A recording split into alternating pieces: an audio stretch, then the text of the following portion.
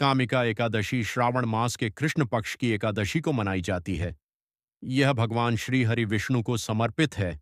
इस व्रत को करने से पापों का नाश होता है, पूर्वजों की कृपा प्राप्त होती है और अंत में मोक्ष की प्राप्ति होती है। कामिका एकादशी की पौराणिक कथा। प्राचीन समय में एक गांव में एक क्षत्रिय रहता था।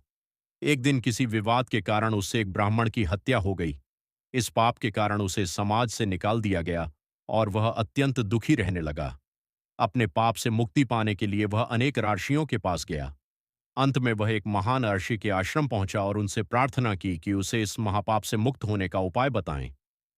ऋषि ने कहा, हे पुत्र, श्रावण कृष्ण पक्ष की कामिका एकादशी का श्रद्धापूर्वक व्रत करो, भगवान विष्णु की पूजा करो, रात्रि में जागरण करो और द्वादशी के दिन ब्राह्मणों को भोजन एवं दान देकर व्रत का पारण करो। क्षत्रिय ने ऋषि के बताए अनुसार पूरे नियम और श्रद्धा से कामिका एकादशी का व्रत किया।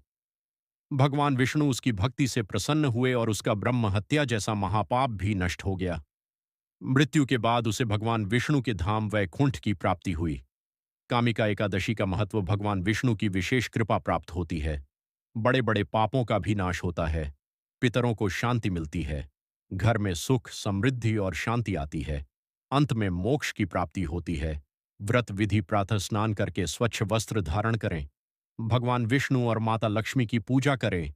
तुलसी पत्र अर्पित करें। एयुएम नमो भगवते वासुदेवाय मंत्र का जाप करें। एकादशी व्रत रखें तथा रात्रि में भजन कीर्तन करें। द्वादशी तिथि में विधिपूर्वक व्रत का पारण करें। कामिका एकादशी का संदेश।